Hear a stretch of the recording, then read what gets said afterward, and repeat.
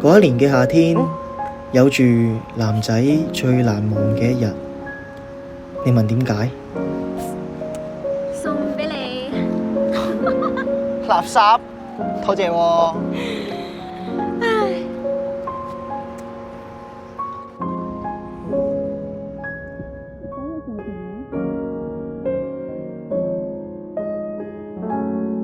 好啊。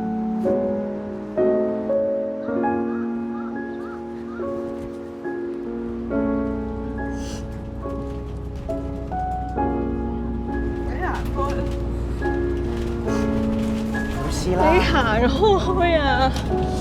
有啲咩咪同我講咯，好冇？你行開啊！咩事啊？